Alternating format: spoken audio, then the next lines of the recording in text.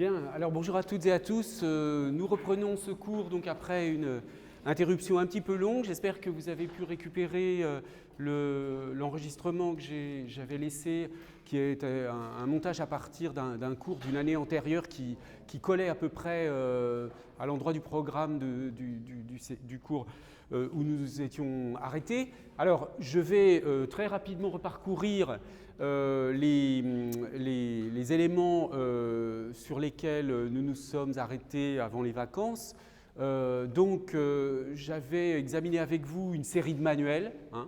L'idée étant, avec tout ce parcours parmi les manuels de sémantique, l'idée étant d'essayer de passer par ce détour pour essayer de comprendre comment la sémantique est abordée dans le monde académique, hein, dans l'enseignement et dans la recherche universitaire. J'avais mentionné ces deux manuels sur lesquels je ne me suis pas appesanti, mais le deuxième était intéressant parce qu'il montrait la diversité des méthodes. J'avais proposé une analyse un peu plus détaillée du manuel de Touratier comparé à celui de Bellon et Mignot, qui reste, bien qu'il soit assez ancien, des manuels très utilisés dans l'enseignement. Et j'avais aussi, pour les manuels français, signalé ce manuel très particulier, enfin ça c'était dans l'enregistrement, je ne l'avais pas fait en cours, ce manuel très particulier qui est un peu trompeur dans son titre, puisque vous voyez, il est intitulé « Cours de sémantique introduction ». Mais en réalité, c'est un cours de sémantique formelle. Donc, c'est sans doute un choix de l'auteur, Francis Corbelin, qui est un professeur qui est maintenant à la retraite, mais qui était professeur ici à Sorbonne Université. Soit il considère que la sémantique formelle, c'est la sémantique tout court, et que toute autre sémantique n'est pas vraiment de la sémantique.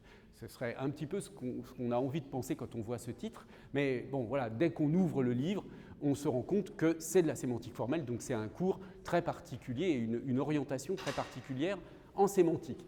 Ensuite, dans l'enregistrement correspondant au cours de rattrapage, je vous ai parlé de ce manuel international qui est vraiment l'espèce de monstre en termes de volume, mais que vous pouvez noter pour mémoire pour vos études futures, hein, en master, voire en doctorat, le Handbook of Natural Language Meaning, qui, vous voyez, est composé de 3 volumes qui font chacun 1000 pages. Donc là, c'est vraiment une somme qui rassemble à peu près toutes les tendances, toutes les perspectives qu'on peut avoir en sémantique. Donc, d'une certaine façon, c'est un peu quelque chose qu'on est obligé de consulter quand on fait un travail de recherche en sémantique. Ensuite, un manuel international intéressant, un peu original chez Routledge, qui est fait par un chercheur australien, Nick Rimmer, mais qui connaît très bien la France aussi, qui est membre d'un laboratoire français. Et donc là, il a une approche, disons, qui est plus modeste, hein, puisque le volume 534 pages, c'est quand même beaucoup plus que nos manuels français, mais ça parcourt aussi la sémantique d'une certaine façon. Et puis, il y a, un peu parallèlement au manuel de Corbelin dont je parlais il y a un instant, des manuels internationaux de sémantique formelle, hein. Mais là, ils sont clairement, dans celui-ci en tout cas, qui est le Handbook de Cambridge, c'est clair dans le titre, hein, c'est Formal Semantics, c'est pas Semantics. Donc, on voit très clairement que c'est de la sémantique formelle.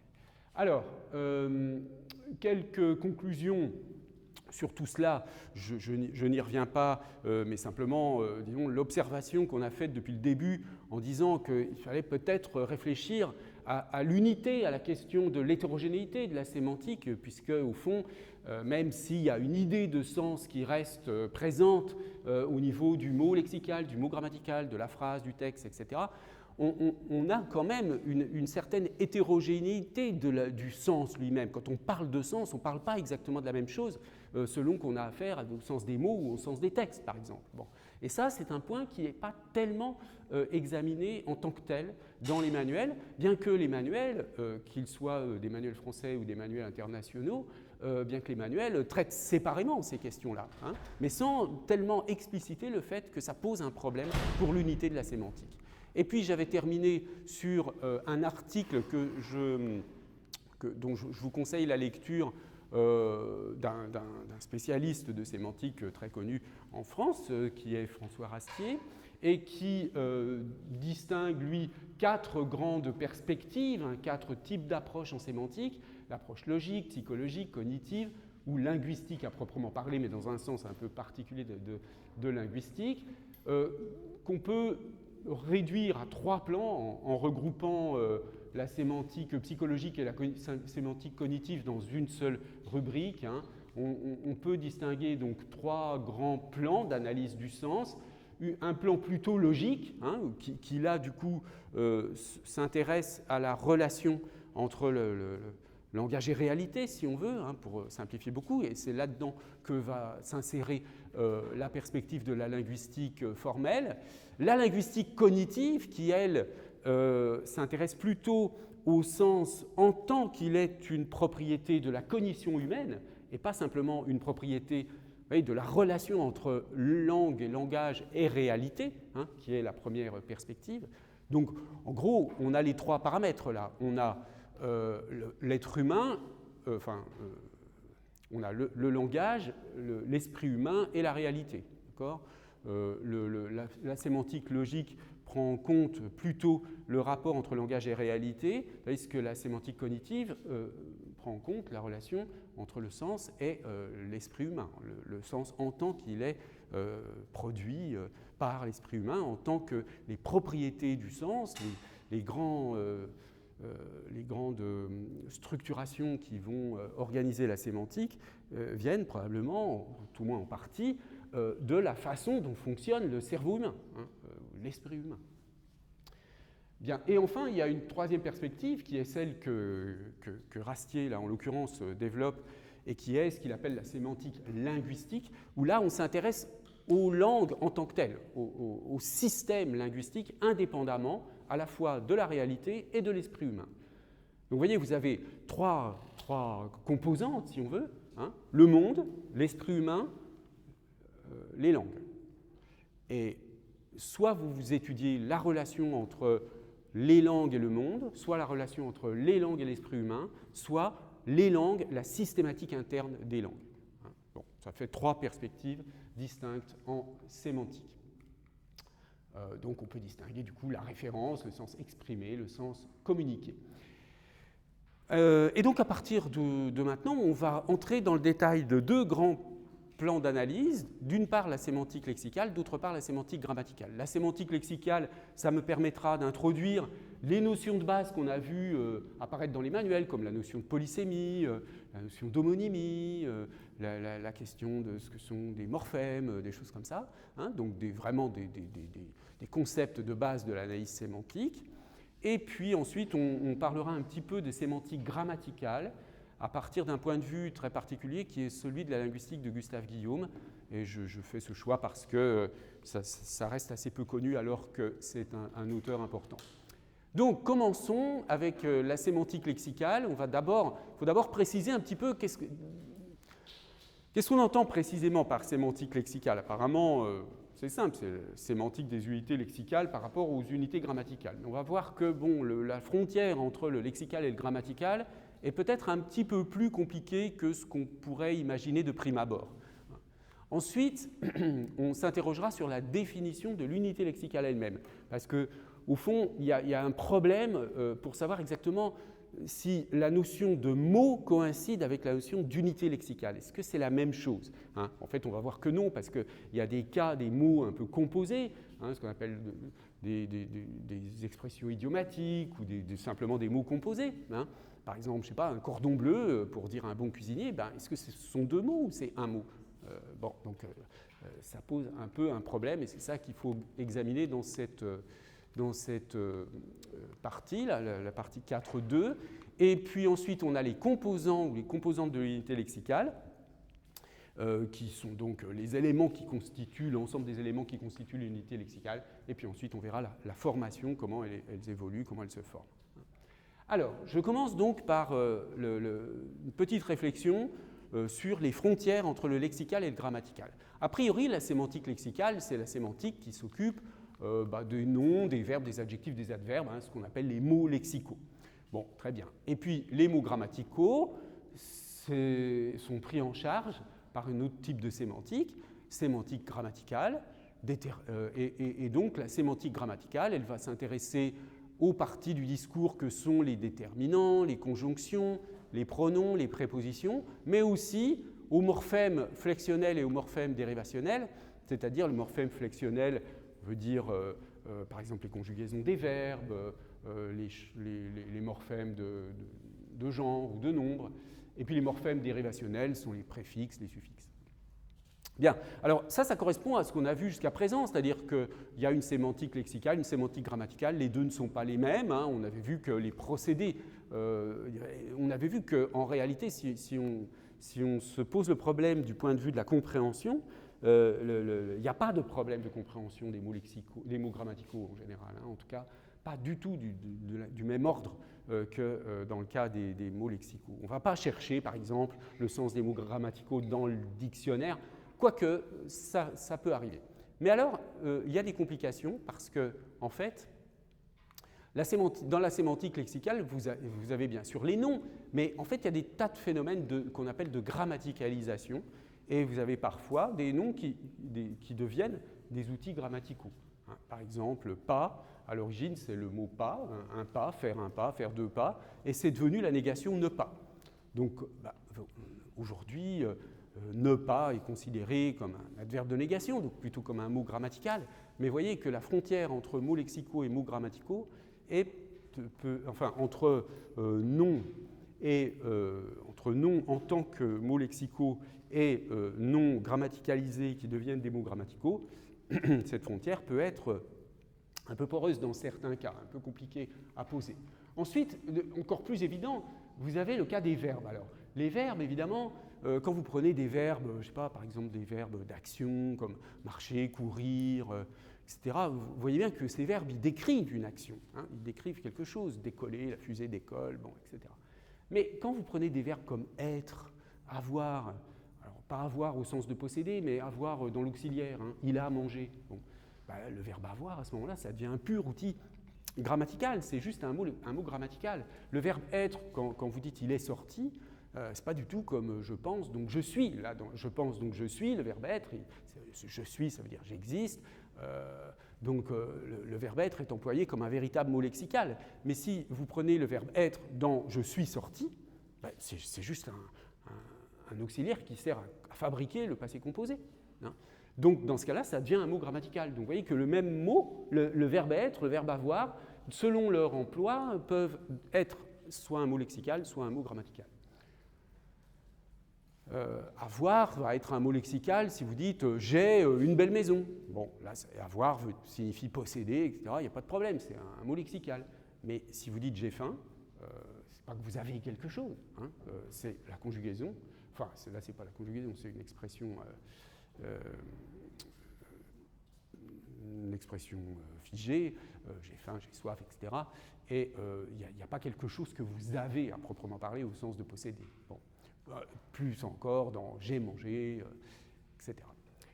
Pour les adjectifs, c'est plus stable, c'est-à-dire certains les adjectifs sont plutôt des mots lexicaux, mais certains ont un sens plutôt grammatical. Vous voyez, autre, par exemple, une autre solution.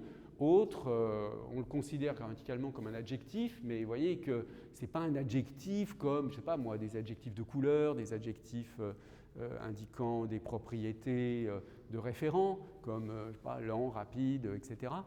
Autre, comment vous allez décrire ce que ça veut dire comme adjectif? Donc ça a un sens plutôt grammatical.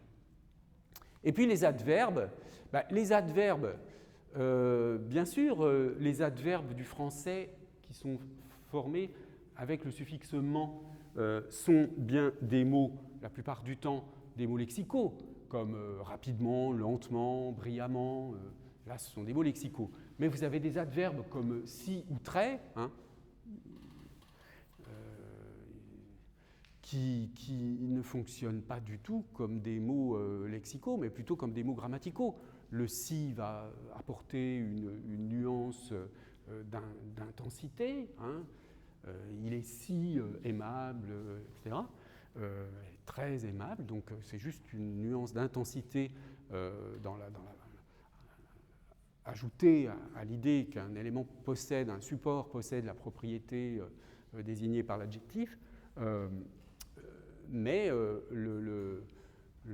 l'adverbe, si ou très, devient un mot grammatical. Donc vous voyez que sur les 4 parties du discours lexical, il y a quand même des cas où il y a une frontière entre le lexical et le grammatical qui n'est pas évidente, hein. Et puis on pourrait dire un peu la même chose pour les mots grammaticaux, parce que dans les déterminants, bon, d'accord, vous avez des déterminants comme le, la, les, mon, dans les déterminants possessifs, les déterminants démonstratifs, ce chat, cette maison, etc. Bref, vous avez toutes sortes de déterminants qui, il n'y a pas de doute, sont des mots grammaticaux. Mais quand vous prenez des déterminants complexes, comme une foule de, une masse de, une troupe de, enfin ce genre de construction, ben, dans certains cas, ils fonctionnent aussi comme des déterminants. L'ensemble, une foule de, fonctionne comme un déterminant. C'est d'ailleurs pour cette raison qu'on a des hésitations d'accords, hein, au pluriel. Quand vous avez, si vous dites une foule d'étudiants et que vous mettez un verbe après, est-ce que vous allez dire une foule d'étudiants a fait cela ou on fait cela? Alors, vous dites a parce que vous pensez que le noyau, c'est foule, il y a une. Hein. Mais quand on dit une foule d'étudiants a, ça veut dire que vous parlez de la foule. C'est la foule qui a fait quelque chose. Donc, ça marche dans certaines constructions. Si vous dites, par exemple, une foule d'étudiants ou une foule de manifestants a bloqué la rue, hein, ça veut dire que c'est la foule qui a bloqué la rue. Dans ce cas-là, vous avez grammaticalement le nom foule qui est le noyau du groupe nominal et de manifestants ou d'étudiants qui est le complément du nom foule. Hein. Ça justifie le fait que foule soit le nom noyau, que vous utilisiez un article au singulier.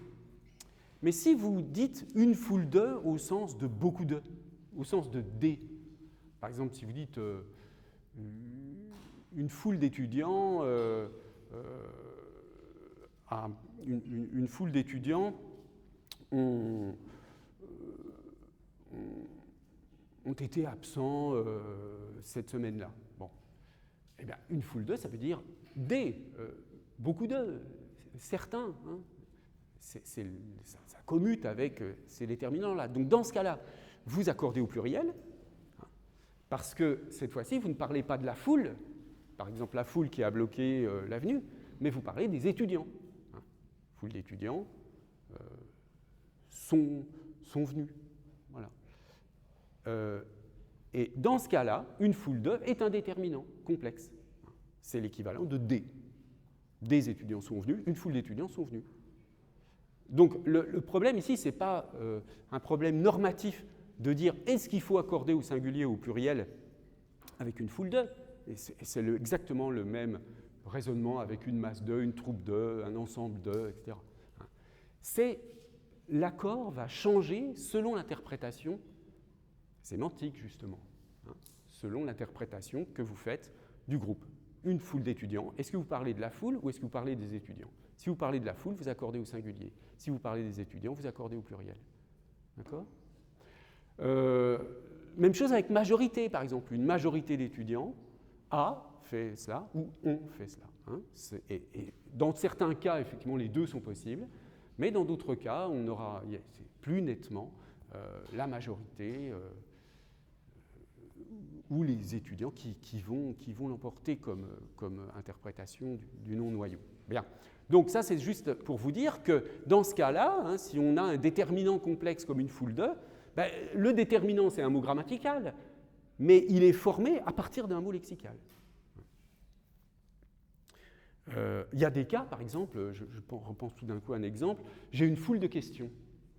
dans la tête. Hein. Une foule de questions. Jamais de la vie, vous allez dire, une foule de questions m'est venue. Parce que dans ce cas-là, une foule de questions, ça ne peut pas être une foule au sens propre. Hein. C'est forcément beaucoup de questions. Donc vous direz obligatoirement, dans ce cas-là, une foule de questions me sont venues. Ça veut dire des questions me sont venues. Ce n'est pas une foule qui est venue. D'accord ? Bien, alors, même chose pour les locutions conjonctives. Hein. Les conjonctions comme que, parce que, etc., sont des mots grammaticaux. Mais quand vous avez des locutions conjonctives comme à condition que, ben, c'est un mot grammatical, mais il est formé sur un mot lexical, condition. Les pronoms, comme je, tu, etc., sont bien sûr des mots grammaticaux, mais on peut dire le je, le moi, hein, en psychanalyse. Bon, voilà. Donc on peut aussi transformer les pronoms en mots lexicaux. Les prépositions, c'est le même problème que les conjonctions. Il existe des locutions prépositionnelles qui sont donc des mots grammaticaux, mais formés sur un mot lexical, au sein de, au cœur de, au milieu de.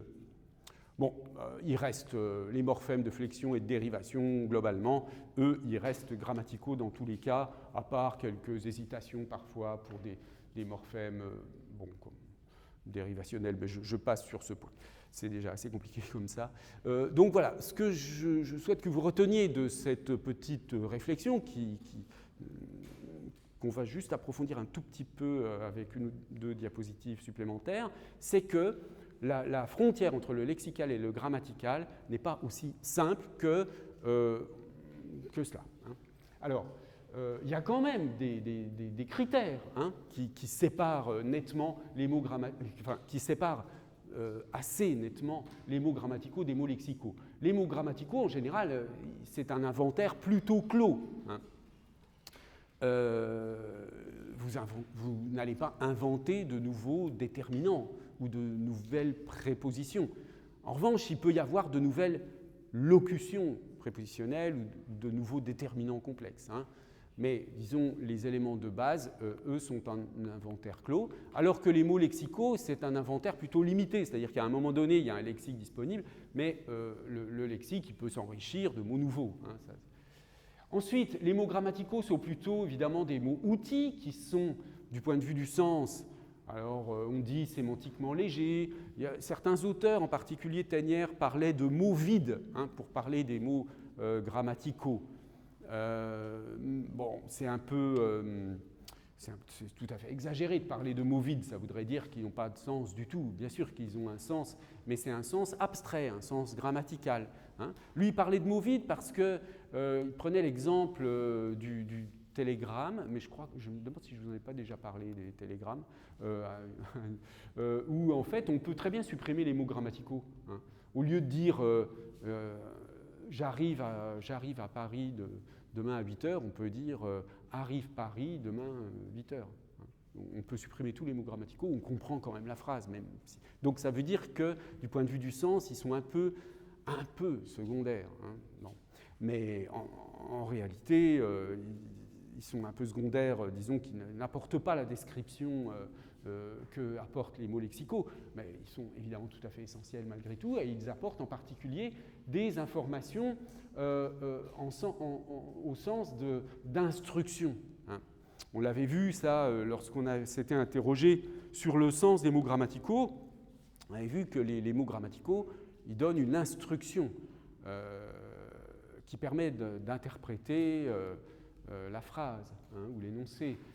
Par exemple, je vous avais donné l'exemple, vous dites à un taxi, vous dites à quelqu'un on rentre à la maison, ça c'est interprétable. Le là, l'instruction sémantique véhiculée par l'article défini là, n'est interprétable que si la personne à qui vous vous adressez sait où vous habitez, etc. Parce que dans ce cas-là, l'interprétation, on va à la maison, l'interprétation, l'instruction sémantique véhiculée par le là, c'est aller chercher l'élément connu dans la catégorie des maisons.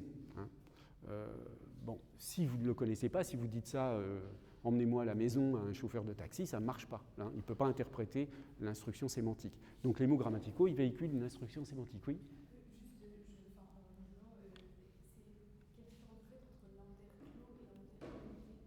C'est simplement une question de degré. Hein.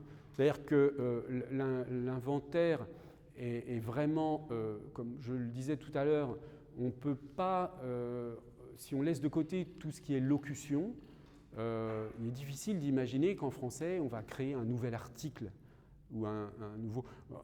Remarquez, un nouveau pronom.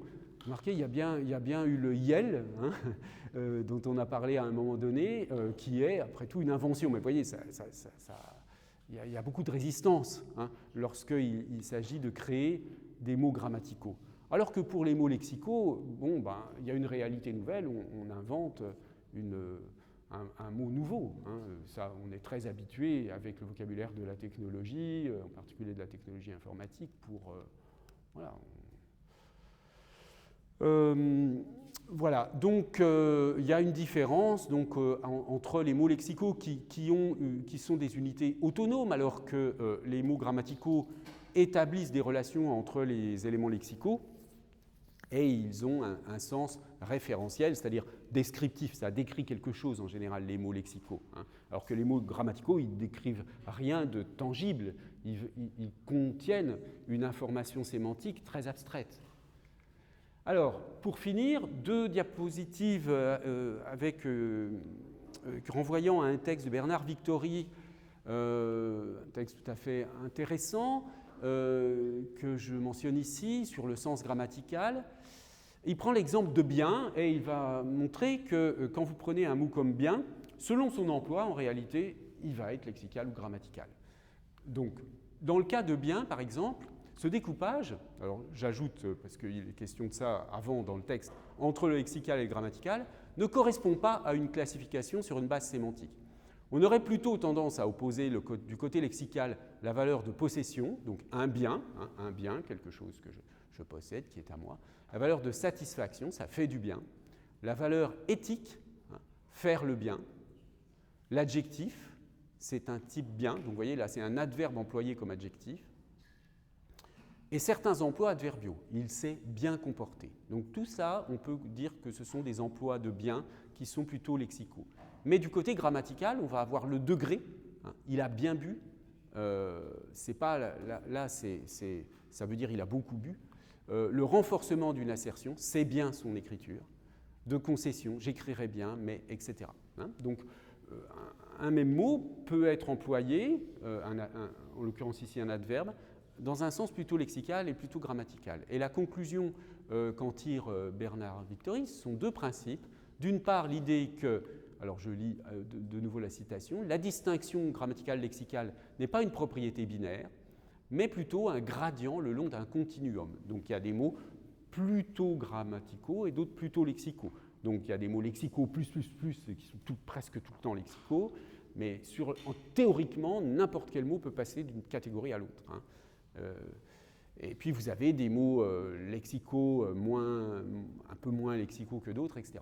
En donner une bonne définition ne consiste pas forcément à privilégier l'un des critères possibles de manière à fixer une frontière précise dans ce continuum. Au contraire, une bonne définition doit rendre compte du caractère graduel de cette propriété et d'expliquer pourquoi toute dichotomie comporte inévitablement une part d'arbitraire. Toute dichotomie, c'est-à-dire toute séparation nette, hein, si on coupe, si on sépare, si on veut séparer le grammatical du lexical, on tombe presque obligatoirement dans une forme d'arbitraire. Donc, il ne s'agit pas d'une propriété qui doit être attachée à une unité en tant que telle, mais à certains emplois. Une même unité peut jouer un rôle plus ou moins grammatical ou lexical, suivant les énoncés dans lesquels elle s'insère. Bien sûr, il faut rendre compte aussi du fait que certaines unités ne permettent que des emplois d'un certain type, et que d'autres ont une tendance plutôt prononcée vers l'un ou l'autre de ces pôles. Donc voilà, hein, il y a bien sûr des mots, je l'ai dit, qui sont presque toujours lexicaux ou presque toujours grammaticaux, mais c'est plutôt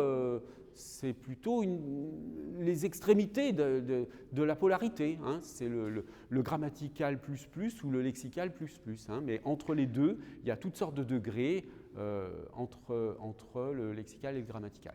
Et il n'y a aucune raison de postuler une homonymie, du moins sur la base de cette seule distinction. Donc, ce qui veut dire, c'est que quand je considère l'adverbe bien, il n'y a pas 2 adverbes homonymes.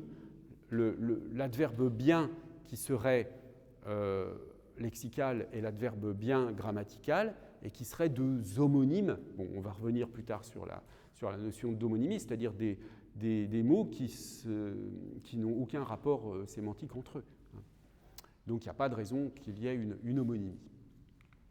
Voilà, donc ça c'était le premier point sur la distinction entre le lexical et le grammatical. Maintenant, on va s'interroger sur un autre problème qui met en jeu la question de l'unité lexicale et de ce que c'est que le lexique, comment il est structuré, c'est le problème du figement. Alors, le figement qui concerne aussi les unités grammaticales, hein, mais pour l'instant, on parle uniquement des unités lexicales.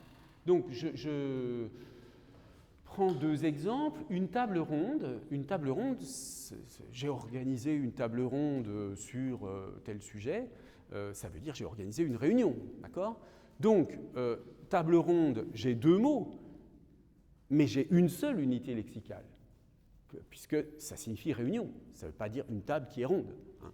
Donc là, on a une difficulté parce que le concept de mot ne suffit pas, parce qu'on a un mot qui est composé de deux mots, donc il faut trouver un autre vocabulaire. Hein. Et c'est pour cette raison, et c'est à cela que sert ce concept d'unité lexicale. On va dire, dans un cas comme celui-ci, une table ronde, qu'on a une unité lexicale qui est composée de deux mots. Hein, unité lexicale table ronde, composée de deux mots, table et ronde. Hein.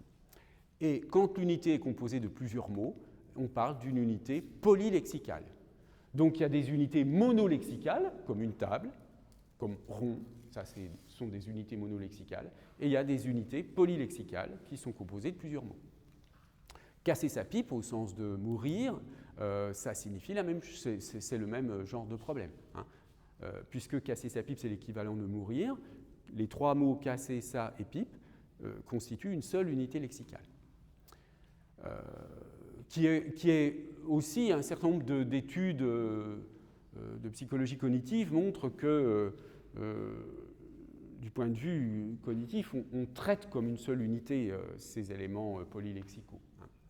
Donc ça complique un peu la notion de compositionnalité. Vous vous souvenez, la notion de compositionnalité qui vient de Frege consistait à dire que le sens de l'ensemble, le sens d'une phrase ou d'un syntagme ou d'un groupe de mots, c'est une fonction du sens des mots qui composent la phrase ou le groupe de mots.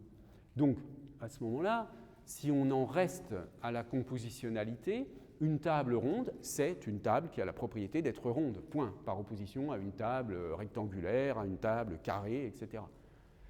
Mais la compositionnalité ne permet pas le concept de compositionnalité ne permet pas de rendre compte du fait que table ronde signifie autre chose qu'une table qui est ronde.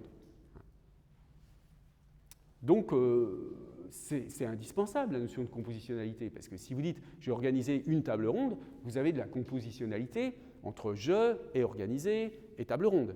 Mais table ronde n'entre pas, ne peut pas être analysée, tout au moins pas d'une manière simple, à partir de la notion de compositionnalité. Alors, je donne 2-3 autres exemples. Vous voyez, briser la glace, qui signifie faire quelque chose pour que des relations un peu tendues entre deux personnes se détendent un peu. Hein. Ça s'oppose à la lecture, à prendre de la glace et la casser. Hein. Par exemple, un bateau, au Canada, vous avez des bateaux brise-glace, parce que le froid fait que les rivières gèlent, etc. Toucher du bois, ça veut dire je touche du bois, ça veut dire je fais une espèce de geste pour avoir de la chance. Ce n'est pas juste comme toucher du bois au sens propre. Jeter l'éponge, vous pouvez prendre une éponge et la jeter à la figure de quelqu'un, par exemple, mais ce n'est pas ça, l'expression figée, elle signifie abandonner. Hein. Jeter l'éponge, c'est abandonner avec un lien avec la boxe, etc. Jeter de l'huile sur le feu, vous pouvez le faire en vrai, hein, je ne vous le conseille pas parce que vous allez mettre le feu dans votre maison, mais il y a une différence évidente entre le sens propre de l'expression, le sens littéral plutôt, et le sens de l'expression, c'est-à-dire aggraver les choses, hein, jeter de l'huile sur le feu. Couper la poire en deux, vous pouvez effectivement prendre une poire et la couper en deux au sens littéral, hein, mais quand on dit il faut couper la poire en deux, ça veut dire il faut partager les choses, etc. etc. Hein. Bon, c'est quelques exemples, là, ils viennent d'un travail d'une de mes doctorantes qui réfléchit sur la notion d'image et l'imageabilité, parce que ça, je ne vais pas en parler là aujourd'hui, mais toutes ces expressions, elles présentent l'avantage, parce que vous allez dire, bah, pourquoi, à quoi ça sert d'avoir ces expressions, alors qu'on pourrait dire les choses plus simplement, hein, au lieu de dire...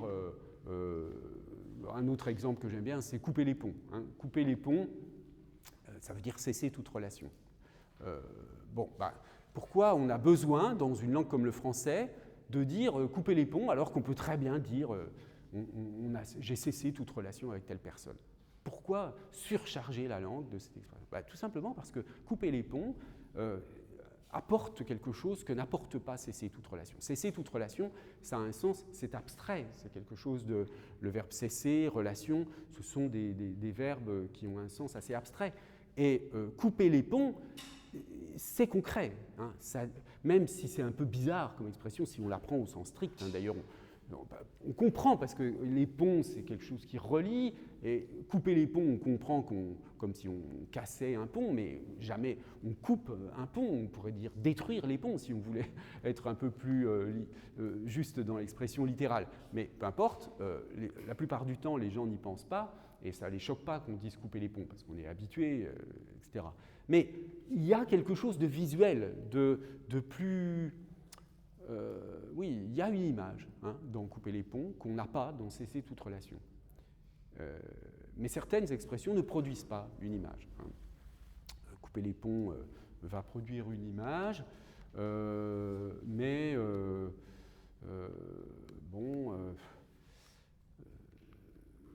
oui, là, je n'ai pas d'exemple. Oui, vous aviez une question? Non. Ou une remarque? Est-ce qu'on peut dire que les idiomes, les phrases de ce genre, il y a une réaction emphatique plus forte que si... Une relation plus emphatique. En fait. Il provoque beaucoup plus d'émotions. Ah oui, oui. Empathique, vous voulez dire. Oui, d'accord. Oui, sans doute. Hein, il y a une dimension émotionnelle dans ces expressions qui se perçoit tout de suite, en fait. Et qui n'a pas besoin d'être... Si vous voulez, le langage figuré, bon là je m'éloigne un tout petit peu du sujet, hein, mais je vais très vite fermer la parenthèse. Le langage figuré, si on s'en passait complètement, on pourrait s'en passer pour la pure et simple communication. Mais ce serait assécher la langue et ce serait, comment dire, un peu sec, hein, dire, si on faisait attention de ne jamais utiliser la moindre expression imagée ou la moindre métaphore, etc. C'est très difficile d'ailleurs, hein, tant notre langage est imprégné de tout ça. Et en effet, il y a une dimension visuelle et donc émotionnelle. Mais vous voyez, ça, c'est quand même un problème théorique intéressant. Pourquoi le visuel est lié à l'émotion? Pourquoi l'abstraction n'est pas liée à l'émotion? Bon, je dis ça comme si c'était vrai, c'est beaucoup plus compliqué que cela, mais on a quand même cette intuition que ce qui est abstrait est en même temps purement intellectuel, hein, si on veut. Alors que dès qu'on est du côté de l'image, on est du côté de quelque chose de beaucoup plus vivant. Hein. Bon, voilà, je referme la parenthèse, c'est un sujet tout à fait intéressant et passionnant parce que ces choses-là jouent un rôle essentiel dans les langues. Mais j'en reviens à ma phraséologie et je voudrais surtout vous signaler, vous expliquer comment on s'y prend pour être sûr qu'une expression est phraséologique. Eh bien, il y a un certain nombre de critères et je vais vous montrer quelques critères à partir d'une étude de Gaston Gross, qui est un petit livre très intéressant qui s'appelle « Les expressions figées en français ». C'est déjà un peu ancien, hein, ça date de 82, mais ça reste très valable globalement. Et puis un article de recherche de Salamé-Gery, qui est un des spécialistes français de ce genre de questions, sur figement absolu ou relatif, la notion de degré de figement. Parce qu'en fait, bien sûr, il y a des expressions figées, il y a des expressions qui ne sont pas figées.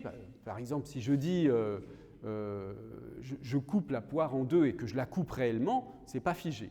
Si je dis il faut couper la poire en deux au sens il faut chacun mettre du sien dans une négociation, on coupe la poire en deux, c'est-à-dire voilà, dans une négociation même d'argent. Hein, voilà, je veux acheter ça, je vous en donne 100 € et le vendeur en veut 200, ben on coupe la poire en deux, on va dire allez, ok pour 150.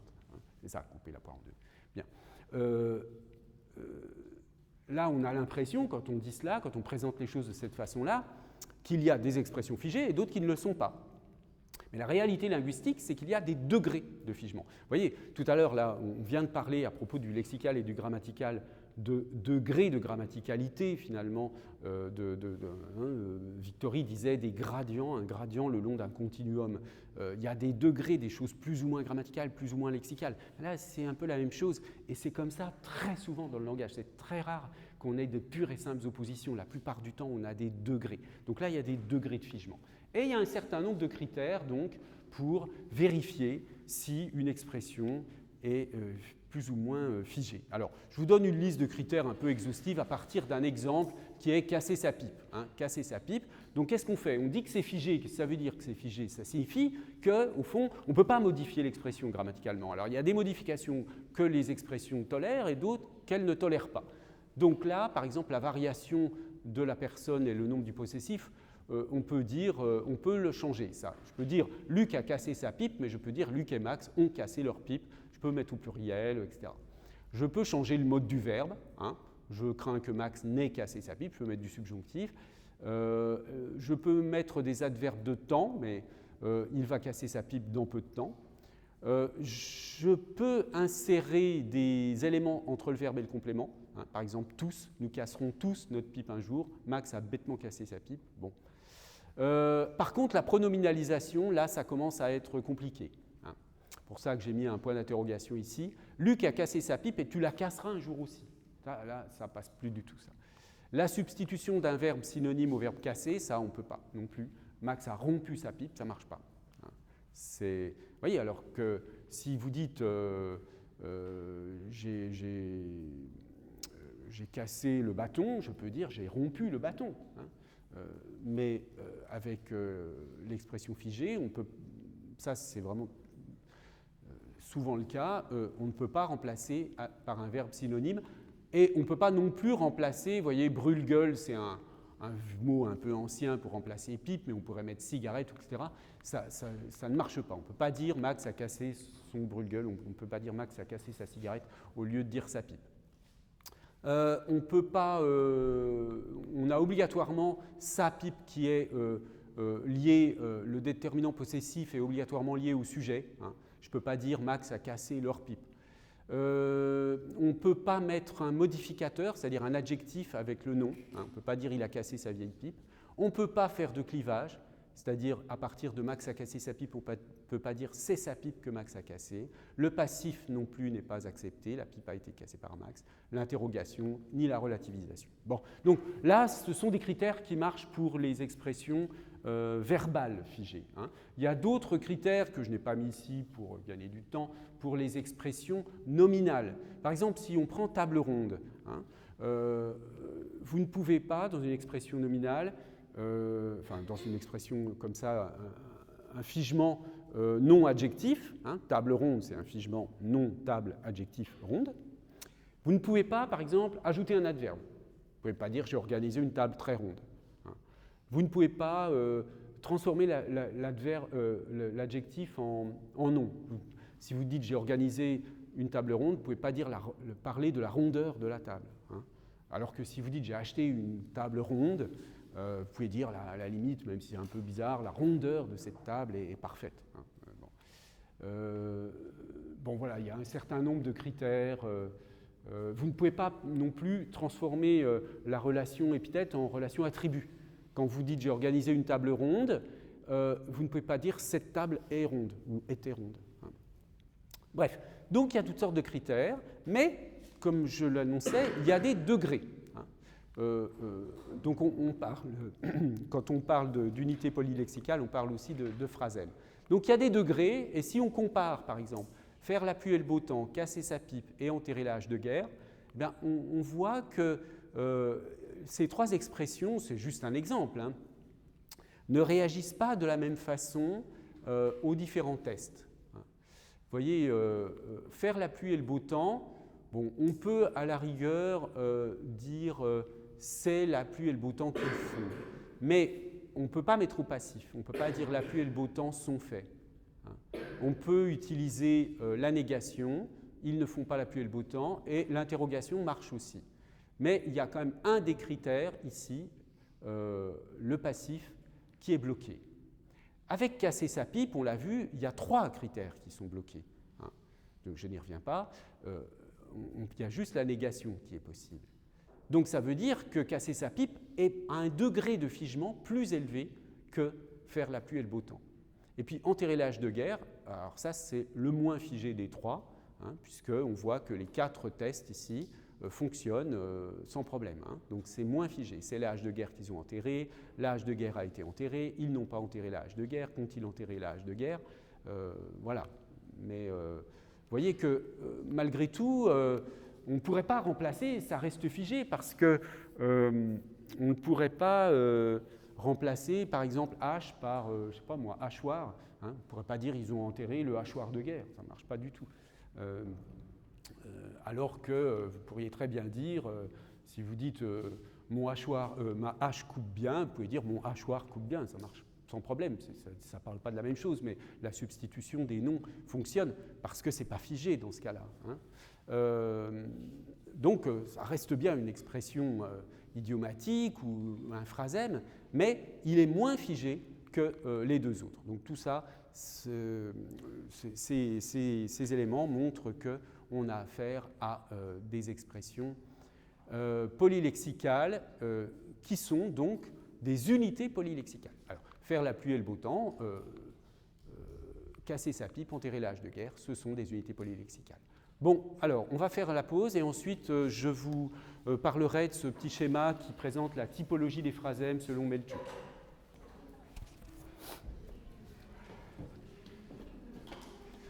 Bien. Alors, je reprends là en répondant à une question qui m'a été posée par un camarade là, il y a un instant sur la question des mots composés, ce qu'on appelle les mots composés. Est-ce qu'on peut dire que table ronde, c'est un mot composé? Alors que ce sont bien deux mots séparés l'un de l'autre, est-ce qu'on peut parler d'un mot composé? Eh bien, la notion de mot composé, au fond, elle est un peu trompeuse et elle est trompeuse, sauf si on lui donne une extension un peu plus large que l'extension qu'on lui donne habituellement dans la grammaire française.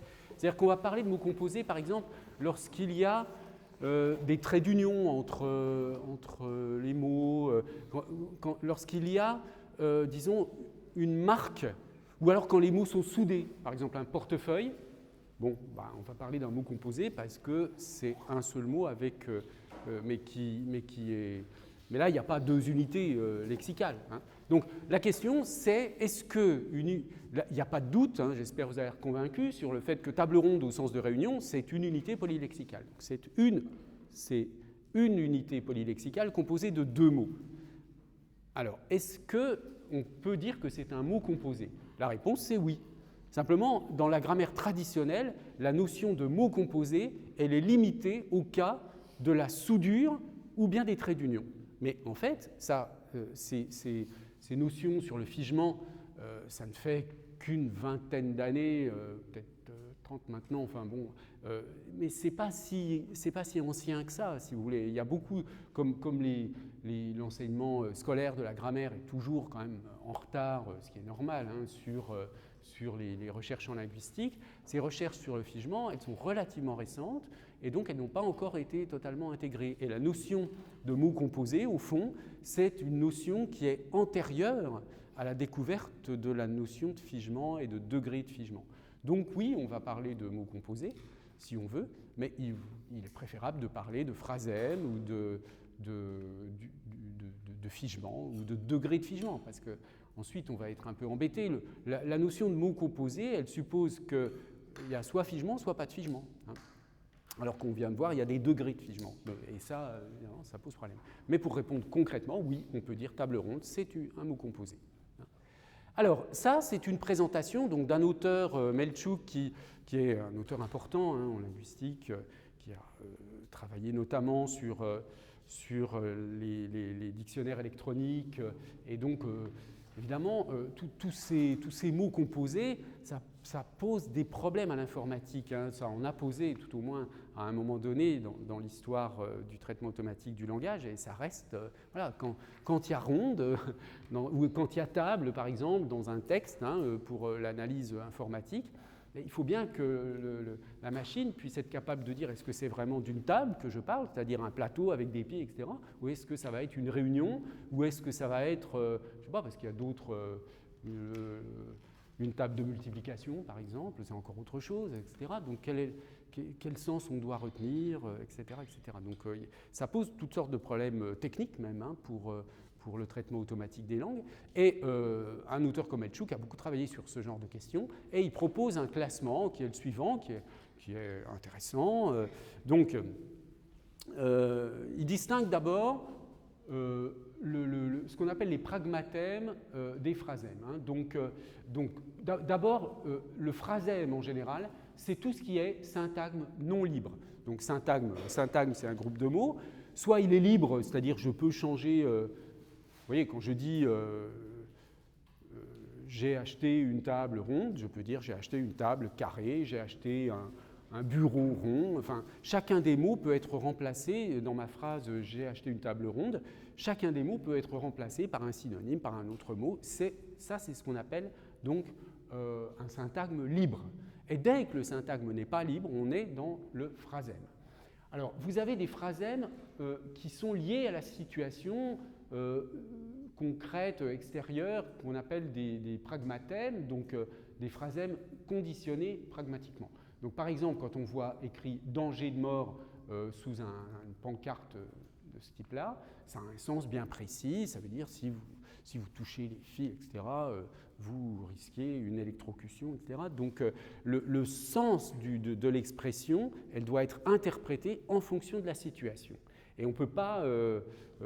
par exemple, là aussi, on ne peut pas remplacer. On ne trouvera jamais danger de décès, par exemple. Oui, il y aura toujours danger de mort. Donc, il y a bien un figement, mais qui est lié à la situation pragmatique. Ensuite, bon, donc ça, c'est un peu à part, hein, si on veut. Là, je vous ai donné une définition de Xavier Blanco sur le pragmatème, qui dit un pragmatème est un phrasème qui constitue un énoncé complet et qui est restreint dans son signifié par la situation de communication dans laquelle il est utilisé. Alors, ce qui nous intéresse plus, ce sont plutôt les phrasèmes qui sont sémantiques. Hein. Et là, on distingue deux choses, les phrasèmes sémantiques compositionnels et ceux qui sont non compositionnels. Parce que dans certains cas, il y a un phrasème, c'est-à-dire c'est pas libre, mais il n'y a pas de... comme on disait tout à l'heure, là, qu'il y avait parfois une image, etc., il n'y a pas d'image. Alors, dans les phrasèmes, il n'y a pas d'image parce que, en fait, c'est totalement compositionnel. Hein. C'est-à-dire, ce n'est pas parce que vous avez phraséologie que vous avez forcément perte de la compositionnalité. Ici, on a des exemples, deux types, donc dans les phrasèmes sémantiques compositionnels, les collocations et les clichés. Les collocations, par exemple, passer une commande, vous ne pouvez pas mettre n'importe quel verbe avec une commande, hein, quand vous voulez passer une commande. Vous pouvez, à la rigueur, faire une commande, mais le verbe faire, il peut remplacer presque n'importe quoi, donc ça compte à peine. Mais vous ne pouvez pas... est-ce qu'on pourrait dire en français passer une commande? Oui, on pourrait dire placer une commande. Non, on ne pourrait pas. Alors qu'en anglais, vous avez place an order. Et vous ne pouvez pas dire en anglais pass an order. Donc, il y a comme ça des contraintes. Prenez un autre exemple bien connu, c'est en français, on peut dire se brosser les dents, se laver les dents. D'accord ? Mais en anglais, vous ne pouvez pas dire wash your teeth, vous dites brush obligatoirement. Hein. Donc il y a comme ça des constructions, et ça c'est un défi quand on apprend une langue étrangère, c'est une des difficultés. Il y a des verbes obligatoires dans certaines situations, on ne peut pas mettre n'importe quel verbe, hein, ou n'importe quel nom, etc. Et ça, mais pourtant, c'est totalement compositionnel. Hein. Passer une commande, il y a bien l'idée de passer, l'idée de commande. Donc c'est ce qu'on appelle des collocations. Les clichés, c'est simplement, bon, abondance de biens ne nuit pas, où va la France? C'est donc là, soit des clichés plus ou moins proverbiaux, mais qui sont totalement transparents. Hein. Quand on dit abondance de biens ne nuit pas, ça signifie que abondance de biens, si on a beaucoup de choses, ne nuit pas. Oui, c'est évident que si on a beaucoup de choses, si on est riche ou je ne sais quoi, ça ne pose pas de problème spécialement, c'est plutôt agréable. Donc l'expression s'interprète d'une manière un peu générale, mais elle est totalement transparente. Hein. Donc ça, ce sont des phrasèmes compositionnels. Et puis, dans le cas des phrasèmes non compositionnels, ce qu'on va examiner, c'est la contribution de chacun des mots qui constituent l'expression.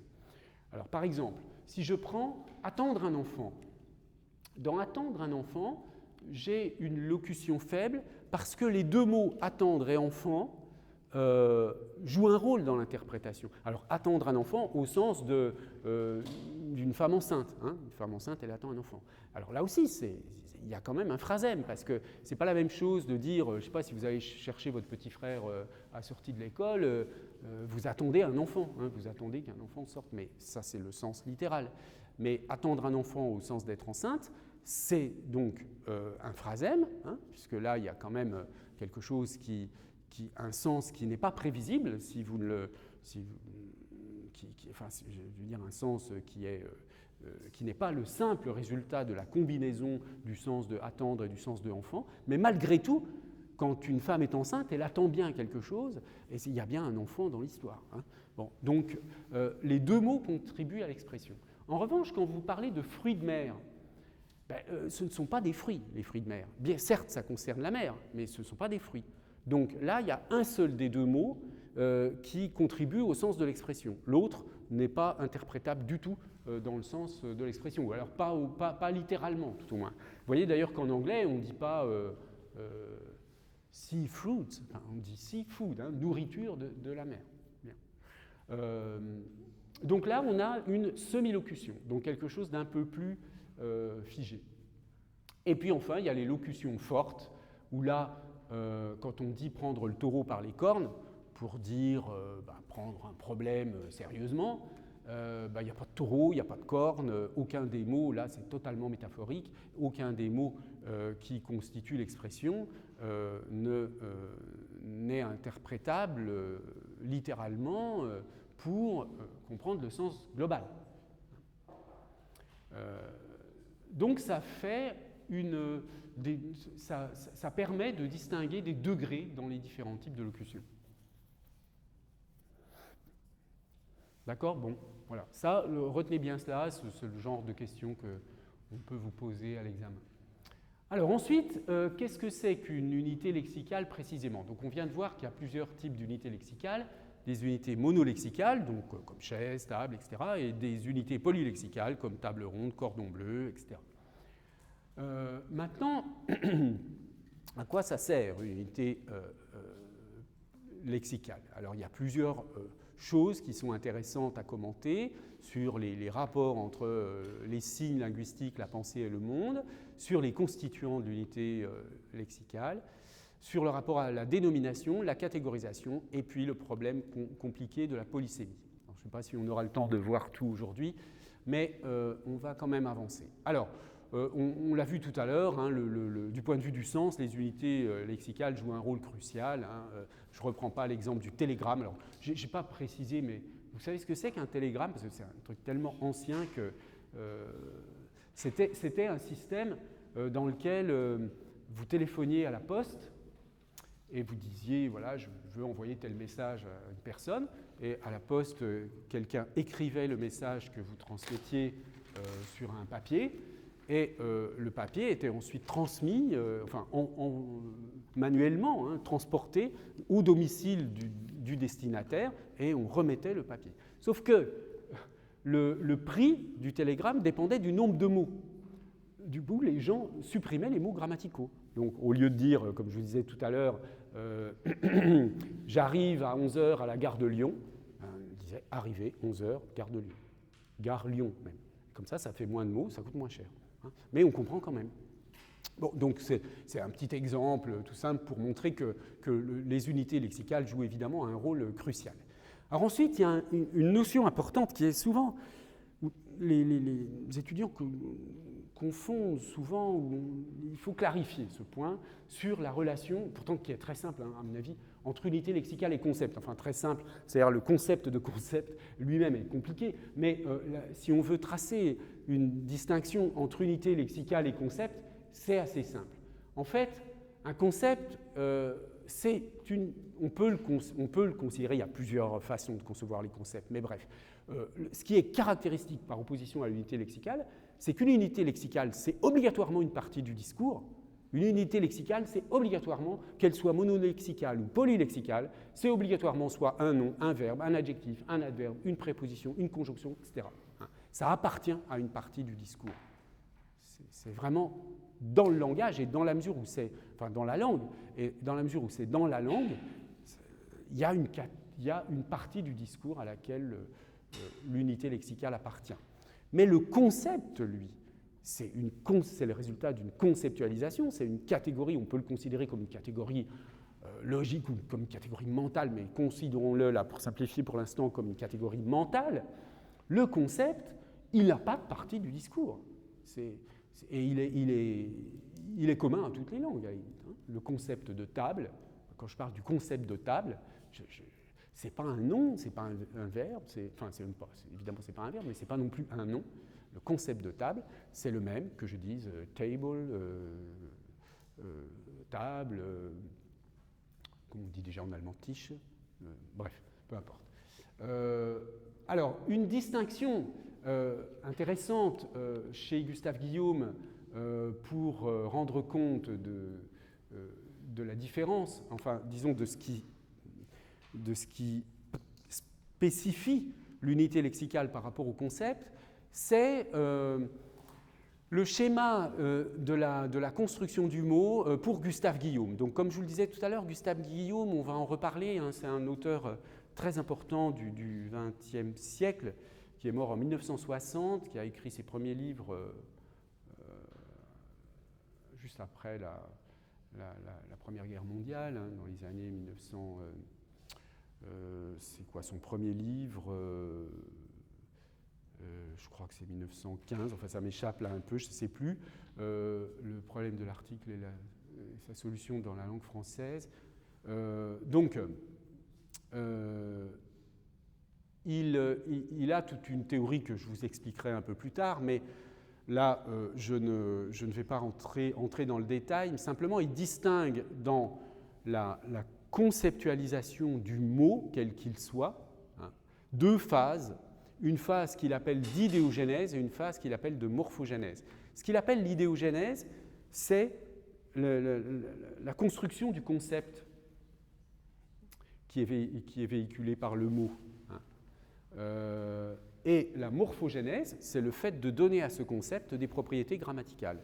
Donc, si vous voulez, à la fin de l'idéogénèse, vous avez un concept, mais ce concept, on lui donne des propriétés grammaticales. Par exemple, si c'est un verbe, il va avoir la propriété de se conjuguer. Si c'est un nom, il va pouvoir être, par exemple, masculin, féminin, ou alors employé au singulier, au pluriel, etc. Donc les propriétés morphologiques, grammaticales, associées au mot en tant que partie du discours. Donc je vous expliquerai plus tard pourquoi il y a des flèches qui descendent et qui remontent, mais là, je veux juste introduire ces deux notions, idéogénèse. Par exemple, si vous prenez le nom course ou le verbe courir, Bon, ils ont tous les deux la même idéogénèse. C'est le concept de course, le concept de courir, c'est la même chose. Hein. Mais ils ont la même idéogénèse, c'est-à-dire ça, par rapport à tous les mouvements possibles, ça sélectionne un mouvement spécial, courir. Bon. Mais une fois que vous êtes au concept de courir ou de course, l'idée de courir, il y a deux solutions. Soit ça devient un nom, la course, soit ça devient un verbe, courir. Donc il y a deux possibilités pour la morphogénèse. Et à la fin, vous avez soit le nom courir, soit le nom course, pardon, soit le verbe courir. D'accord ? Donc là, vous avez une unité lexicale. Alors qu'au terme de l'idéogénèse, vous aviez juste un concept. Alors maintenant, pour bien comprendre le lien entre les mots et le monde, hein, si on veut, c'est utile de reprendre un peu des éléments du cours de linguistique générale que sans doute certains d'entre vous connaissent bien. Vous connaissez sans doute ce petit schéma du signe linguistique, hein, où on voit que le signe, c'est l'association d'un signifié et d'un signifiant. Bien. Alors, la raison pour laquelle je vous présente cela, c'est que Saussure, vous savez que le cours de linguistique générale, hein, il n'a pas été écrit par Saussure lui-même, mais c'est un livre qui a été écrit, qui a été composé à partir des notes de ses étudiants. Et il défend ce que les commentateurs, peut-être que le terme apparaît exactement dans le texte de Bailly et Séchevet, hein, ce sont deux anciens étudiants de Saussure, Bailly et Séchevet, qui ont composé le cours de linguistique générale. Et je crois qu'eux-mêmes parlent de nomenclature. Et Saussure s'opposait à une définition qu'on dit nomenclaturiste de la langue. Qu'est-ce que ça signifie ? Et là, vous comprendrez pourquoi j'en parle à ce moment-là, indépendamment du prétexte de parler de quelque chose d'important en sémantique. C'est que on pourrait penser que les mots dans les langues existent parce que certaines réalités existent. Dans le monde, il y a des chiens, des chats, des vaches, des bœufs, des taureaux. Bon. Donc, dans la langue, il doit y avoir le mot chien, le mot chat, le mot taureau, etc. Dans le monde, il y a des chaises, des bureaux, des tables, etc. Donc, dans la langue, il doit y avoir le mot chaise, le mot table, etc. Donc ça, c'est l'idée que les langues seraient composées de mots qui sont issus de la nomination de choses qui sont dans le monde. Mais le point de vue de Saussure, ça n'est pas celui-là. C'est de dire qu'en fait, d'une langue à l'autre, il y a de grandes différences dans les lexiques. Et au fond, le monde ne nous donne pas les choses toutes découpées. Ça va être la langue qui va faire certains découpages. Telle langue va faire un découpage du réel et telle autre langue va faire un autre découpage du réel. C'est ça, c'est la démonstration de Saussure. Alors comment il procède ? Il procède de la façon suivante. D'abord, il va distinguer deux choses, deux sortes de relations dans le concept, à partir du concept de signe. Et cela va le conduire à une théorie très importante dans l'histoire des idées linguistiques qu'on appelle la théorie de la valeur. Théorie de la valeur. Et ça, c'est vraiment une invention tout à fait importante et géniale, d'une certaine façon, de Saussure. Et c'est quelque chose qui a beaucoup marqué la pensée européenne en particulier. Donc, prenons quelques citations du cours de linguistique générale. Donc, il commente ce schéma où on voit signifié et signifiant avec deux flèches, une qui va du signifiant au signifié, donc ça veut dire vous entendez un son et vous associez la signification, ou bien du signifié au signifiant, vous avez une idée dans votre esprit et vous prononcez un son, vous émettez un son qui correspond à ce signifié. Donc, prenons d'abord la signification telle qu'on se la représente et telle que nous l'avons figurée, page 99, donc avec ce schéma signifiant-signifié. Elle n'est, donc la signification, comme l'indiquent les flèches de la figure, que la contrepartie de l'image auditive, c'est-à-dire le signifiant.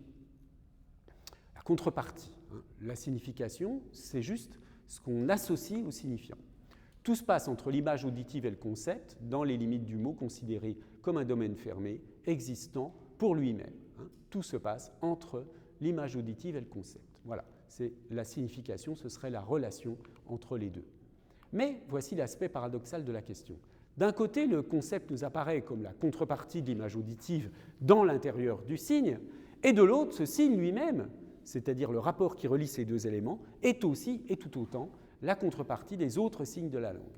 Puisque la langue est un système dont tous les termes sont solidaires et où la valeur de l'un ne résulte que de la présence simultanée des autres selon ce schéma, je finis la phrase, comment se fait-il que la valeur ainsi définie se confonde avec la signification, c'est-à-dire avec la contrepartie de l'image auditive? Bon, là, le texte se complique un petit peu, et ça mérite un bref commentaire. Il y a donc deux façons de concevoir la signification pour Saussure. Soit c'est la relation signifiant-signifié, soit c'est la relation des signes entre eux, le fait qu'ils s'opposent les uns aux autres, le fait que la signification d'un signe s'oppose à la signification d'un autre signe. Et c'est ça qui est aussi, dans un autre sens peut-être, la signification. Donc vous voyez, comment se fait-il que la valeur ainsi définie, donc là le terme de valeur doit vraiment être pris comme un concept de la théorie linguistique, la valeur, c'est-à-dire la valeur en tant qu'un signe s'oppose à un autre. Comment ça se fait que ça se confond?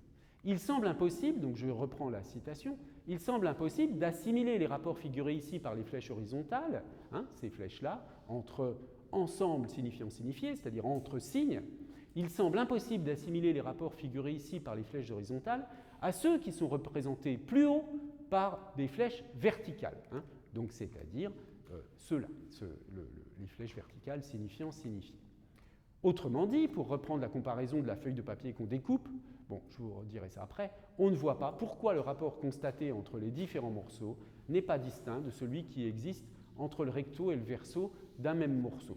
Bon, parce qu'à un moment donné, Saussure utilise cette métaphore de la feuille de papier pour dire que le signifiant et le signifié sont comme le recto et le verso d'une feuille de papier. Et si je découpe la feuille de papier, j'ai toujours un recto et un verso sur chaque morceau. Alors, pour répondre à cette question, constatons d'abord que même en dehors de la langue, toutes les valeurs, donc vous retrouvez le mot valeur, et c'est ça qui est important, c'est la notion de valeur en général, toutes les valeurs semblent régies par ce principe paradoxal. Elles sont toujours constituées par une chose dissemblable susceptible d'être échangée contre celle dont la valeur est à déterminer et par des choses similaires qu'on peut comparer avec celle dont la valeur est en cause. Donc la chose dissemblable susceptible d'être échangée, ça va être signifiant-signifié. Je peux échanger un signifiant contre un signifié, en d'autres termes, ou échanger un signifié contre un signifiant. Ça, c'est la signification dans un certain sens. Mais je peux aussi, des choses similaires qu'on peut comparer, je peux échanger un signe par un autre signe, avec un autre signe. Alors, il va donner lui-même un exemple qui vient un peu d'un modèle élémentaire en économie, puisque la notion de valeur, on a l'impression qu'elle vient quand même un peu de l'économie. Ces deux facteurs sont nécessaires pour l'existence d'une valeur. Ainsi, pour déterminer ce que vaut une pièce de 5 francs, il faut savoir, premièrement, qu'on peut l'échanger contre une quantité déterminée d'une chose différente, par exemple du pain, ou bien qu'on peut la comparer avec une valeur similaire du même système, par exemple une pièce d'1 franc ou avec une monnaie d'un autre système. Donc vous voyez, ces deux aspects de la valeur se retrouvent dans cet exemple de la monnaie. Je peux, quand j'ai une somme d'argent, je peux l'échanger contre autre chose, je peux acheter quelque chose avec cette somme d'argent. Donc il y a une sorte d'équivalence entre une somme d'argent et une chose concrète qui n'est pas de l'argent mais qui a la valeur équivalente.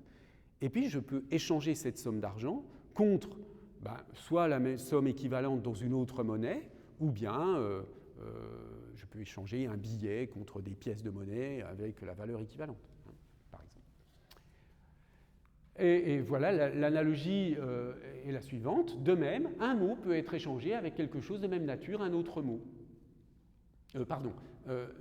Un mot peut être échangé contre quelque chose de dissemblable, une idée. En outre, il peut être comparé avec quelque chose de même nature, un autre mot. Sa valeur n'est donc pas fixée tant qu'on se borne à constater qu'il peut être échangé contre tel ou tel concept, c'est-à-dire qu'il a telle ou telle signification il faut encore le comparer avec des valeurs similaires avec les mots qui lui sont opposables. Son contenu n'est vraiment déterminé que par le concours de ce qui existe en dehors de lui, faisant partie d'un système, ça c'est une notion très importante, système, il est revêtu non seulement d'une signification, mais aussi et surtout d'une valeur, et c'est tout autre chose.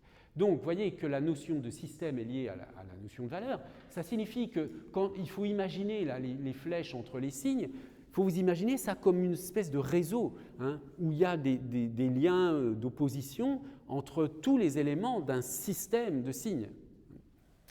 Alors voilà un exemple un peu concret, un exemple linguistique un peu concret où on va appliquer ces notions. Le français mouton peut avoir la même signification que l'anglais sheep, mais non la même valeur. Et cela pour plusieurs raisons, en particulier parce qu'en parlant d'une pièce de viande apprêtée et servie sur la table, l'anglais dit mutton et non sheep. La différence de valeur entre sheep et mouton tient à ce que le premier a à côté de lui un second terme, ce qui n'est pas le cas pour le mot français. Alors, reprenons cet exemple, parce que c'est un exemple basique, mais qui est souvent cité, mais qui est, à mon avis, qui illustre très bien la notion. Bon, si vous parlez d'un mouton, l'animal mouton, hein, qui est sur ses pattes, qui est dans un pré, vous pouvez le désigner soit par le mot mouton en français, soit par le mot sheep en anglais. D'accord ? Donc là, vous avez un lien signifiant, vous avez l'impression que vous avez pour la même signification deux mots équivalents, le mot sheep, le mot mouton, hein, qui tous les deux auraient la même signification. Mais en réalité, déjà là, on se trompe quand on dit ça. Ce n'est pas qu'ils ont la même signification, justement, on va voir qu'ils n'ont pas la même signification, parce qu'il n'y a pas la même valeur. Mais ils renvoient au même référent. C'est là où il faut faire une distinction importante entre signifié et référent. Le mot mouton comme le mot sheep peuvent désigner l'animal qui est dans le pré. Donc, et ça, c'est le référent, c'est l'objet du monde qu'on désigne avec ces mots. D'accord ? Mais pourquoi n'ont-ils pas le même sens ? Pourquoi les deux signifiés de ces mots ne sont pas les mêmes ? Parce que le signifié de sheep en anglais exclut qu'on puisse parler de la viande de mouton qu'on mange en utilisant ce mot sheep, alors que en français, on va utiliser le mot mouton pour parler de la viande qu'on mange. De même, le même mot qu'on utilise pour désigner l'animal. Donc ça veut dire que le sens de mouton et le sens de sheep ne se superposent pas du tout, parce qu'il y a des limitations pour le sens de sheep qui n'existent pas pour le mot mouton, des limitations sémantiques. Donc vous voyez, ce n'est pas parce que les deux mots peuvent désigner la même chose qu'ils ont le même signifié. Et c'est là qu'intervient la notion de valeur, c'est-à-dire que la raison pour laquelle ils n'ont pas le même signifié, c'est parce qu'ils n'ont pas la même place dans le microsystème, par exemple à des noms d'animaux, parce que sheep s'oppose à mutton, et il n'y a pas d'équivalent de cette opposition en français. Mouton en français va s'opposer, je ne sais pas moi, à brebis, chèvre, etc. Mais il n'y a pas un autre mot pour désigner la viande de mouton. Oui ? Dit-on que le mouton, c'est-à-dire l'aliment. L'aliment ou l'animal ? L'animal. Et la viande, ce sont des signifiés différents. Oui, ce sont à la fois des référents et des signifiés différents. Ok, d'accord. Hein, mais simplement, ce qu'on veut dire, c'est que le signifié de mouton en français inclut ces deux signifiés, et donc la possibilité de référer à ces deux objets, alors que le mot sheep en anglais ne permet pas de référer à la viande de mouton, et donc n'a pas le sens de viande de mouton. Et ce qu'il faut comprendre avec cet exemple, c'est vraiment la notion de valeur, et c'est là que je reviens à mon argumentation de début sur la nomenclature. C'est là où vous voyez qu'en fait, ce n'est pas parce qu'il y a des réalités dans le monde qu'on utilise les mots, parce qu'après tout, la distinction entre l'animal et la viande de l'animal qu'on mange, on ne la fait pas en français, on la fait en anglais. Et il y a plein de cas comme ça, dans lesquels, dans une certaine langue, on va distinguer des choses, et dans l'autre, on ne va pas les distinguer. Donc, les langues ne sont pas juste le reflet de la réalité. Elles proposent une analyse de la réalité qui peut varier d'une langue à l'autre. D'accord ? Et ça, c'est un point extrêmement important. Et là, Saussure l'a très clairement théorisé. Alors, il faut distinguer, là, je vous donne une version un peu compliquée, contestable sur certains points, du triangle, le fameux triangle sémiotique, où normalement, on a donc d'un côté la chose, hein, qu'on peut appeler le référent, la chose, la res en latin, l'objet, le dénotatum, etc. Ça, c'est la chose désignée. Là, signifiant, parole, vox, mot, signe, etc. Ça, c'est le signifiant, le son ou l'écriture. Et en haut, signifié, état d'âme, intellectus, conceptus, idée, interprétant, etc. Ça, c'est un peu le sens. Hein. Donc, dans les théories, en général, dans les théories du signe, hein, que ce soit au Moyen-Âge, chez Saussure, c'est différent, et c'est là où c'est un peu critiquable la façon de présenter les choses dans ce schéma, parce qu'on pourrait, c'est assez faux de mettre signifiant et signifié ici, mais bon. Vous voyez qu'ici, on a des exemples qui vont de Aristote au XXe siècle, en passant par Saussure, par le Moyen-Âge, etc. Donc, il y a une grande stabilité des théories ternaires du signe. Hein. Quand on a un signe, on a l'impression qu'il faut toujours analyser. Il y a la chose, il y a l'idée de la chose et le signe extérieur pour renvoyer à cette idée. Et c'est ça le côté génial de Saussure, c'est d'avoir proposé une théorie binaire. Chez Saussure, il y a signifiant, signifié. Il n'est pas question ni de la pensée, ni de ce qu'il y a dans l'esprit, des idées associées, ni du monde, ni de la réalité. Hein. C'est signifiant, signifié. Donc c'est un système, et c'est la théorie de la valeur, et donc c'est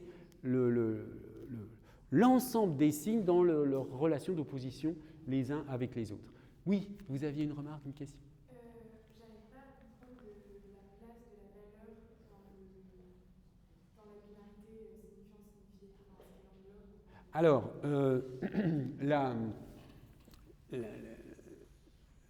l'idée de valeur, elle est liée à ce schéma, où les signes s'opposent les uns aux autres.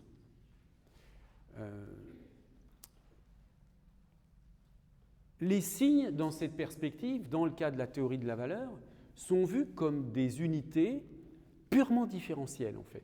Ce qui caractérise un signe, c'est sa place dans un réseau d'opposition avec les autres signes. Et c'est ça que dit la théorie de la valeur. C'est que, et le point de vue saussurien, c'est de dire qu'en linguistique, il n'y a rien de tangible, en quelque sorte. Tout est système d'opposition. Et c'est ça qui permet les variations d'une langue à l'autre, hein, tous ces systèmes d'opposition.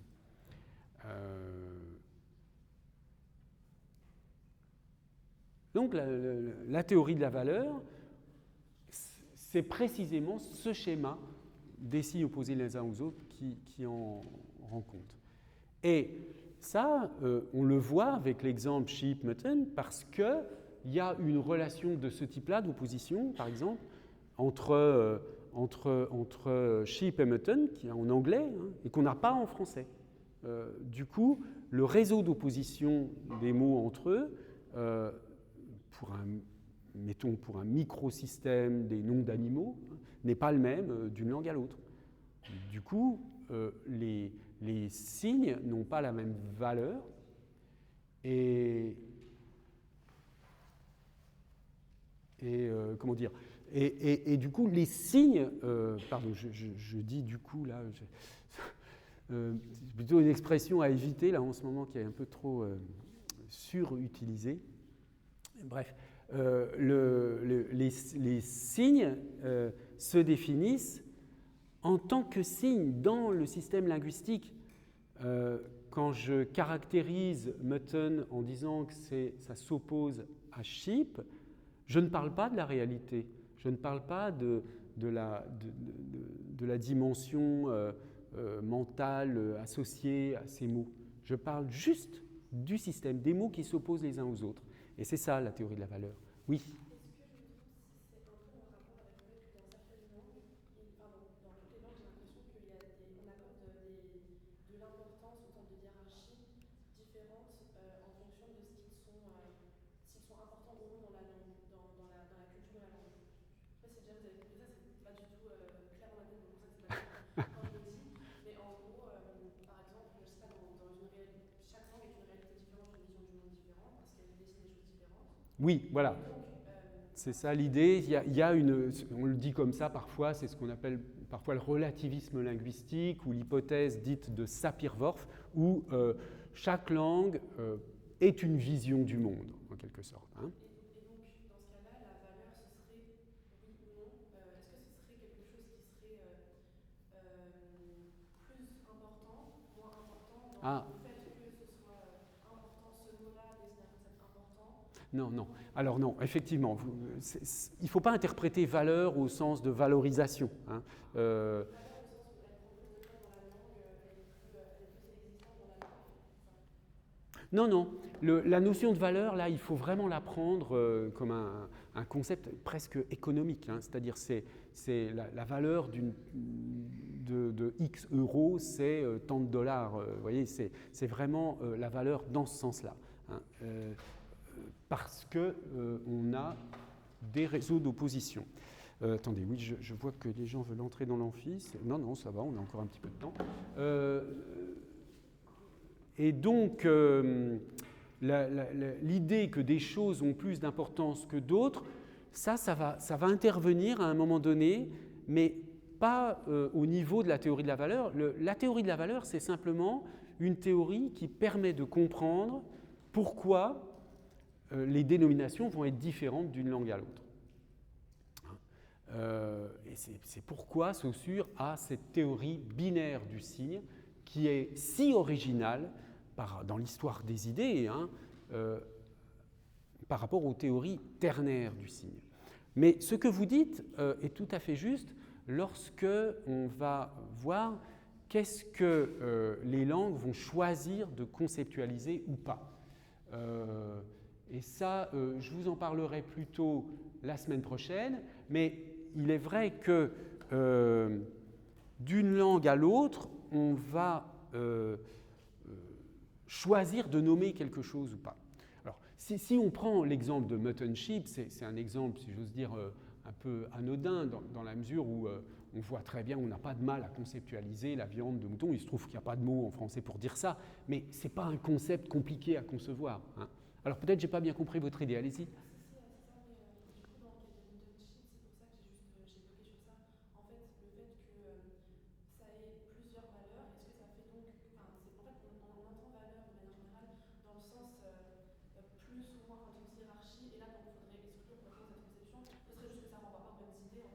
Oui, alors en tout cas, ce qui est certain, c'est qu'il ne faut pas interpréter le terme de valeur selon une hiérarchie. C'est au sens de système, une systématique. Il faut imaginer un réseau avec les signes linguistiques qui sont les points du réseau et des relations. Vous imaginez des traits comme ça entre différents signes. C'est un réseau de relations et c'est ça qui caractérise le signe dans la théorie de la valeur. Et pas du tout, c'est vraiment le réseau des signes entre eux, des signes linguistiques entre eux, et pas du tout les liens entre les signes et la pensée, ou bien entre les signes et le monde. Hein, c'est ça. Parce que juste mouton, ça renvoie à une réalité française, on pourrait interpréter que c'est plus pauvre, dans le sens où ça, ou plus riche, je ne sais pas, mais ça appartient à une seule idée. Et donc, alors que sheep, du coup, il y aurait plusieurs. Enfin, soit ce serait plus pauvre parce que c'est plus décomposé. Oui, mais alors, si on veut comparer sur ce plan-là, on pourrait dire qu'effectivement le vocabulaire anglais est plus précis. Hein, il est plus précis puisqu'il apporte une distinction supplémentaire là où le français n'en apporte pas. D'une manière générale, toutes les langues, bon, c'est vrai que quand on regarde la littérature, le vocabulaire de la littérature anglaise est beaucoup plus diversifié que le vocabulaire de la littérature française, d'après ce que j'ai pu lire sur le sujet. Hein. Dans Shakespeare, vous avez un nombre de mots, je ne me souviens plus, mais différents, beaucoup plus grands que chez Racine, par exemple. Hein. Bon, même si ce n'est pas la même époque, mais peu importe. Donc, c'est possible qu'il y ait plus de détails dans l'anglais, mais ça n'empêche, ça ne veut pas dire pour autant que les langues ne peuvent pas dire certaines choses. Elles vont le dire autrement. Du coup, on va dire viande de mouton au lieu de dire mouton. On va utiliser un moyen grammatical au lieu d'un simple moyen lexical. Mais finalement, on arrive à dire un peu la même chose. Simplement, il y a quand même, là où je crois deviner que vous avez une intuition juste, c'est que ce qu'une culture va choisir de conceptualiser ou de laisser de côté, ça dit quelque chose de la culture. Par exemple, il n'y a pas de mot, je suppose, en anglais pour distinguer l'animal rat et la viande de rat, parce qu'on ne mange pas de... Hein. Bon, donc, le fait qu'on fasse cette distinction ou qu'on ne la fasse pas, mais qu'on ne la fasse pas, ça ne dit rien, mais le fait qu'on la fasse dit quelque chose de la culture. Si j'ai un mot pour dire l'animal et la viande de l'animal, c'est parce que dans cette culture, on mange la viande de cet animal.